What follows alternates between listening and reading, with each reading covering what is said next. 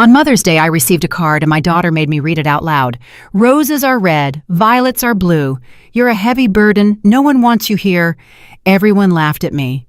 My name is Grace. I'm 74 years old, and that was the worst humiliation of my life. It was Sunday morning. The sun was streaming through the living room windows when I arrived at my daughter Danielle's house to celebrate my day. I was wearing my favorite green dress, the one that always made me feel elegant. I had brought fresh flowers and sweet treats for my grandkids. "Grandma Grace!" the little ones shouted, running toward me. Their hugs filled my heart with joy. For a moment, everything seemed perfect. Michael, my son-in-law, barely greeted me with a quick, dry nod. Danielle came out of the kitchen with a smile that didn't reach her eyes. "Mom, so glad you made it. We have a special surprise for you."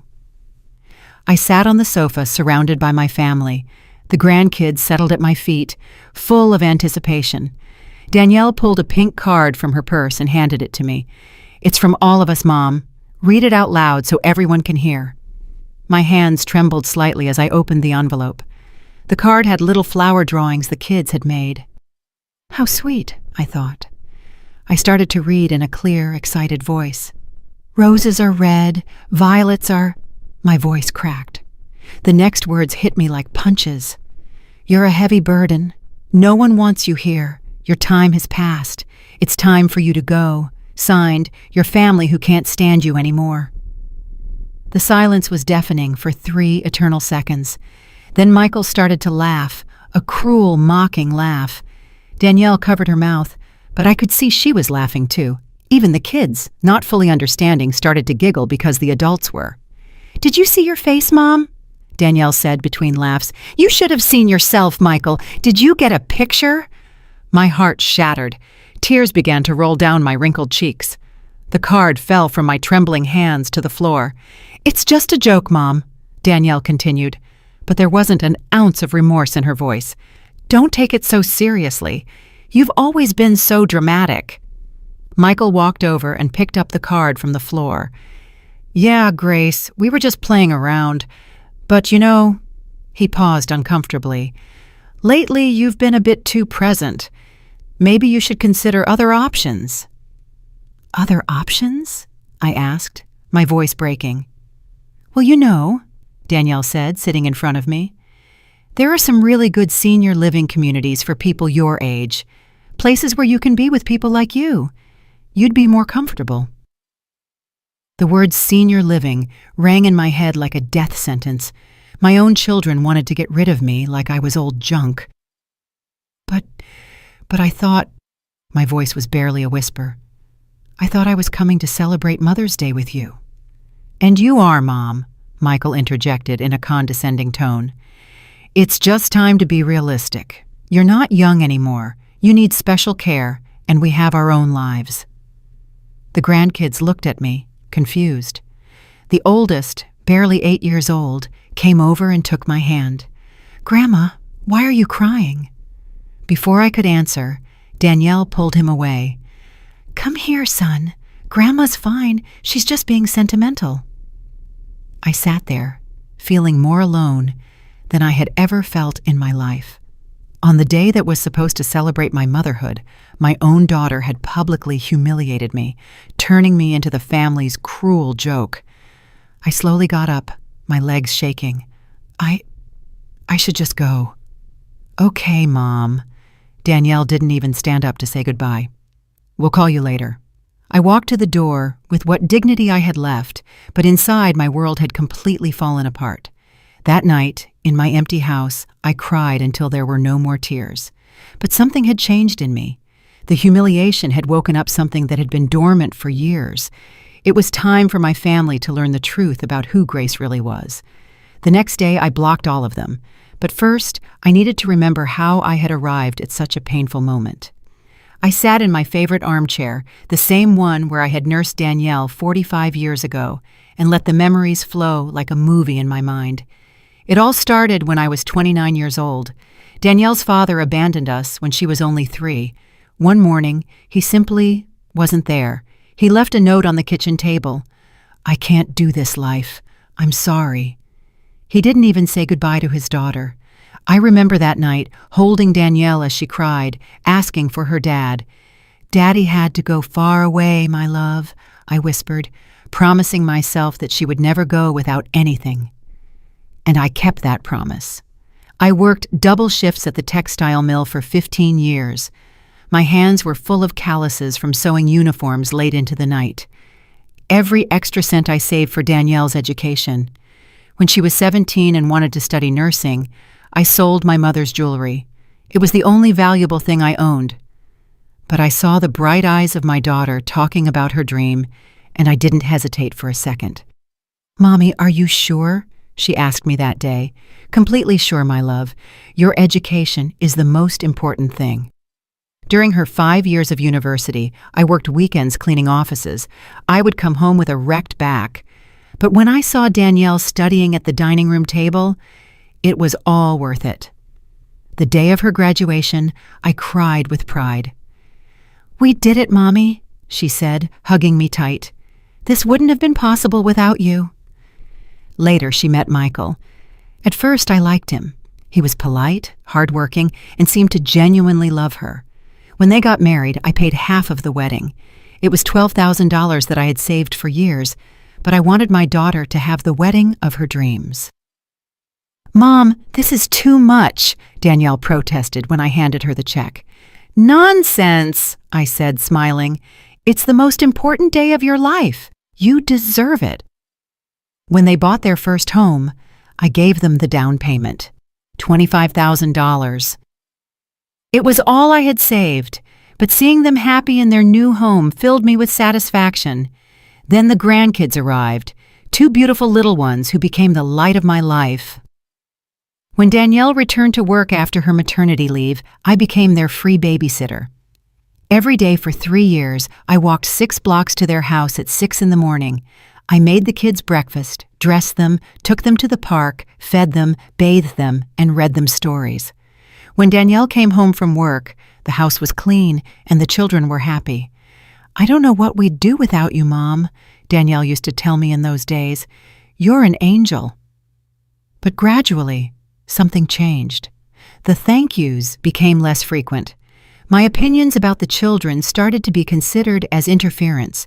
When I suggested that the youngest needed to see the pediatrician for his persistent cough, Michael told me, "Grace, we're the parents here." The first time they spoke to me like that, I stayed quiet. I thought maybe I had been too nosy. Then the subtle comments started. "Mom, you don't have the energy you used to for watching the kids." "Grace, I think you got the kids' vitamins confused again. Maybe you should rest more at home." But I kept going every day. I kept helping. I kept giving my all. 2 years ago, when Michael lost his job, I started giving them $500 a month so they wouldn't lose the house. "It's just temporary," they said, "just until Michael finds something better." Michael found a new job 6 months later, but they never told me to stop sending the money. They just kept receiving it as if it were their right. When the kids needed new computers for school, I paid $2,000 without being asked. When Danielle's car broke down, I gave them $4,000 for the repairs. When they wanted to remodel the kitchen, I contributed $8,000. Little by little, I became the silent provider, the one who was always there to solve their financial problems, but who was no longer invited to important family decisions. A year ago, Danielle organized a family dinner for Michael's birthday. I found out by chance when one of my grandkids mentioned the secret party they had. "Why didn't you invite me?" I asked Danielle over the phone. "Oh, Mom, it was a really small thing, just the 4 of us. We thought you'd be bored." But I saw the photos on social media. There were 20 people, Michael's relatives whom I knew well. Everyone had been invited, except me. That night, I cried in silence, but I told myself it must have been an oversight. Oversights became a routine. They forgot to call me on my birthday. They canceled our lunch dates. When I showed up unannounced, they always seemed annoyed by the interruption. But the final straw came 3 months ago. I was at their house helping with dinner when I overheard Michael talking on the phone on the patio. "Yeah, my mother-in-law lives alone. She's getting really dependent. No, she's not sick, but you know how they are at that age. Yes, we're looking at options to move her to a proper place." I froze behind the door. My own son-in-law was planning to get rid of me like I was old furniture. That night, I couldn't sleep. I had given my whole life, all my money, all my love to this family, and now I was just an obstacle they wanted to get rid of. But they didn't know something very important about me, something I had kept secret for decades. My mother, before she died, had told me about a family property in Nassau, Bahamas, that I inherited when I turned 70. It was a beachfront condo that had been rented out for decades. The money had been accumulating in an account I never touched. I also had investments I made with the inheritance from my Aunt Lucille, who died childless and left everything to me. Bonds, stocks, certificates of deposit, money that grew quietly while I lived on my modest Social Security check. In total, I had almost $400,000 that my family knew nothing about. They thought I was a poor old woman living on government handouts. They didn't know I had been discreetly funding their comfortable life for years, not out of need, but out of love. But after the humiliation of Mother's Day, something inside me broke forever. It was time for them to learn Grace's true value. That cruel card was my wake-up call. I stayed up all night on Mother's Day, holding that card in my trembling hands. The words kept echoing in my head. "You're a heavy burden. No one wants you here." But as the tears dried on my cheeks, something strange started to happen. The sadness transformed into something more powerful: clarity, determination. For the first time in decades, I saw my situation with complete honesty. I wasn't a burden. I was the one keeping them afloat. I slowly got up and went to my bedroom. I took a wooden box from my dresser that I hadn't opened in months. Inside were all my important documents: bank statements, deeds, investment certificates. As I looked through the papers, I did some mental calculations that took my breath away. In the last 5 years, I had given Danielle and Michael exactly $67,000. $67,000 that they received as if it were their natural right, while they treated me worse and worse. The down payment on their house, $25,000. The wedding, $12,000. Monthly help for 2 years, $12,000. The kids' computers, $2,000. The car repair, $4,000. The kitchen remodel, $8,000. And hundreds of small expenses that added up to $4,000 more. Meanwhile, I was still living in the same modest house, wearing the same green dress on Sundays, walking to the grocery store to save on gas. But that wasn't what hurt the most. What really broke my heart was remembering how their treatment of me had changed. I remembered my oldest grandson's birthday 6 months ago. I had arrived early to help decorate, as I always did, but when I knocked on the door, Michael opened it with a look of annoyance. "Grace, the party doesn't start until 3. Why are you so early?" "I thought I could help with the preparations," I said with a smile. "We don't need any help. Danielle has everything under control." Behind him, I saw his mother, Brenda, hanging balloons in the living room. She had been invited to help. I was treated like an unwelcome guest. "I can wait outside until 3, I mumbled, feeling humiliated. "Don't be dramatic, Mom," Danielle said, appearing from the kitchen, wiping her hands on an apron. "You can stay, but don't get in the kitchen. You know you get confused with recipes." I got confused with recipes? Me, who had cooked for that family for decades? That day, I sat in a corner of the patio like a stranger at my own grandson's party. I watched as Brenda helped with the food, as the other guests complimented her on the cake she had baked. Meanwhile, I, who had paid for half the expenses of that party, was completely ignored. When it was time to sing Happy Birthday, I stayed in the back while everyone formed a circle around my grandson. No one noticed I wasn't in the family photos. Later that night, my grandson came up to me as I was discreetly picking up some dirty plates. "Grandma, why were you so quiet today?" "I was just tired, my love," I lied. "Grandma Brenda says you're too old for big parties." The boy's words cut through me like knives. Brenda, who was only 3 years younger than me, was telling my own grandkids that I was too old. But even after that humiliation, I kept giving them money, kept helping, kept hoping things would get better. How foolish I had been. I also remembered last Christmas. I had bought expensive gifts for everyone. A new bicycle for the oldest grandson, a tablet for the youngest, French perfume for Danielle, a power tool Michael had mentioned wanting. I spent almost $3,000 on those presents. On Christmas Eve, I arrived with my hands full of beautifully wrapped packages. The kids ran to me, excited, but Danielle quickly called them over. "Kids, put Grandma's presents under the tree with the others. We'll open them all together tomorrow." My gifts got lost among the mountain of packages they had bought themselves. When it was time to open them, no one mentioned who had given what. The kids vaguely thanked everyone for their gifts, but the most painful part came afterward. I had also brought a special gift for Danielle, a pearl necklace that had belonged to my grandmother. It was an antique piece, valuable and full of family history. "Mom, it's really pretty," Danielle said without even trying it on. "But you know I don't wear a lot of jewelry. Maybe you should save it for when the grandkids are older." She handed the box back to me without even opening the clasp to see the pearls up close. I had imagined that moment for months, thinking about how my daughter would look wearing the same pearls that had adorned 3 generations of women in our family.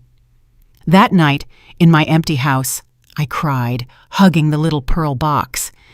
It wasn't the monetary value that hurt. It was the total indifference to something that came from my heart. But the final straw came 2 months ago when I got the flu. I was in bed for a week with a fever of about 102 degrees. I couldn't cook, could barely get up to go to the bathroom. I called Danielle to ask if she could bring me something to eat, or at least ask how I was doing. "Oh, Mom, we're so busy right now. Michael has a big project at work, and I'm on a double shift at the hospital. Can't you ask a neighbor?" "But honey, I can barely walk." "Mom, you're not a little girl anymore. You have to learn to take care of yourself. We can't come running every time you get a cold." A cold. I had a high fever, and she called it a cold. She hung up and didn't call back all week. It was Mrs. Johnson, my 82-year-old neighbor, who brought me homemade soup and made sure I took my medication. A woman I barely knew showed more concern for me than my own daughter. When I finally recovered and returned to my routine of visiting my family, no one asked how I had been. It was as if that terrible week had never happened. And now, sitting with those bank documents in front of me, I understood with painful clarity what my real place was in my family's life. I wasn't the beloved grandmother. I was the emotional ATM. When they needed money, there was Grace. When they needed a free babysitter, there was Grace. When they needed a scapegoat for their frustrations, there was Grace. But when Grace needed love, care, respect, or simply a phone call during an illness, Grace didn't exist. That night, I made the hardest decision of my life. I took out my old laptop and logged into my online banking for the first time in months. I had to make some important changes. First, I canceled the automatic $500 monthly transfer to Danielle's account. Second, I closed the joint savings account we had opened for family emergencies, which only they used. Third, I changed my will. Everything I had designated for Danielle and Michael would now go to a foundation for abandoned seniors. And fourth, I did something I never thought I would do. I bought a plane ticket. It was time to see that property in Nassau I had inherited. It was time to start the life I deserved. But before I left, I was going to make sure my family understood exactly what they had lost. It was Tuesday morning when I executed my plan. I had slept for only 3 hours, but for the first time in years, I felt completely awake, completely determined. I got dressed in my most elegant gray suit, the one I had bought for Danielle's university graduation, but had barely worn. I carefully applied my makeup and styled my hair into a sophisticated bun. I wanted to look like the powerful woman I really was, not the needy old lady they thought I was. First, I went to the bank. My financial advisor, Mr. Henderson, was surprised to see me so early. "Mrs. Grace, how can I help you today?" "I need to make several important changes to my accounts," I said, in a firm voice. Over the next 2 hours, I completely reorganized my finances. I canceled all the automatic transfers to Danielle's accounts.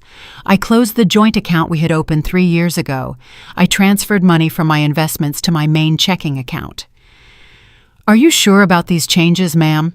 Mr. Henderson asked, clearly worried. "These are very big moves. Completely sure. It's my money, and I can do what I want with it. Then I went to my lawyer's office, Mr. Franklin, who had handled my family's legal affairs for decades. I need to completely change my will, I announced without preamble. Mr. Franklin, an older man who had known me since Danielle was a child, took off his glasses and looked at me with concern. Grace, is everything okay? This is a very drastic change. Everything is perfectly fine. For the first time in years, I see things with total clarity. I explained exactly what I wanted. Everything I had designated for Danielle and Michael would now go to a foundation for homeless seniors. I also established a trust for my grandkids that they could only access when they turned 25, and only if they maintained genuine contact with me, not out of family obligation. Grace, don't you think you should think about it for a few more days? These decisions are irreversible. I've had 74 years to think about it, Mr. Franklin, and the last 5 years have taught me everything I needed to know. I signed the documents with a steady hand. There was no shaking, no doubt. My next stop was the travel agency. I had researched my property in Nassau all night. It was a 3-bedroom condo in a beautiful neighborhood. It had been rented for years by a property management company, generating income that was accumulating in a Bahamian account I had never touched. I want to fly to Nassau this Friday, I told the travel agent. Is it a tourist trip, ma'am? No, it's a liberation trip. I bought a first-class ticket. If I was going to start my new life, I would do it in style. But before I left, I had to do one more thing. I had to write the letters. I got home at noon and sat down at my desk. I took out elegant letterhead I had bought years ago but never used. It was time to explain to my family exactly what had happened. The first letter was for Danielle. My dearest daughter, by the time you read this letter, I will be on my way to Nassau, where I will live in the property I inherited from my family that you didn't know existed. I have made the decision to cut all financial support I have been giving you for the past few years. The $500 a month you received has been permanently canceled. The joint account you used for emergencies has been closed. Don't take this as a punishment, but as a lesson in independence that I should have taught you a long time ago. For decades, I gave you everything I had. My time, my money, my energy, my unconditional love. But at some point, you decided that I was a burden instead of a blessing. The Mother's Day card was simply the last straw. But the problem started much earlier, when you stopped seeing me as your mother and started seeing me as your personal maid and private bank. I have changed my will. My inheritance will now be given to people who truly value generosity and family love. Your children will have access to a trust when they turn 25, but only if they prove they can maintain a genuine relationship with me. Do not look for me for money. Do not call me to ask me to come back. Do not send the grandkids to emotionally manipulate me. If you really want to get your mother back, you're going to have to prove that you value me for who I am, not for what I can give you. Your mother, who has finally learned to value herself, Grace. The second letter was for Michael. Michael, I never saw you as just my son-in-law. I accepted you as the son I never had, but you turned me into the awkward mother-in-law you wanted to get rid of. I heard your phone conversation 3 months ago when you were talking about finding a proper place to move me, as if I were old furniture getting in the way. What you didn't know is that a proper place was always in my hands. I have a property in Nassau, investments that generate more money than you make in a year, and the financial freedom to live wherever and however I choose. For years, I quietly funded your comfortable lifestyle. I paid for repairs, helped with expenses, covered emergencies. I did it out of love, not obligation. But you interpreted my generosity as weakness, my availability as dependency, my love as an annoyance. Now, you will have to stand on your own 2 feet. After I finished the letters, I put them in an envelope and left them on my coffee table, ready to be discovered. Then I sat in my living room, smiling. It had taken me 74 years, but I had finally learned the most important lesson of my life. You teach people how to treat you by what you are willing to accept. For decades, I accepted crumbs of love because I was afraid of being alone. But it turns out that being alone was infinitely better than being with people who didn't respect me. And now that I had learned that, I wasn't really alone at all. I was free. I was going to Nassau. And for the first time in a long, long time, I was excited about my life.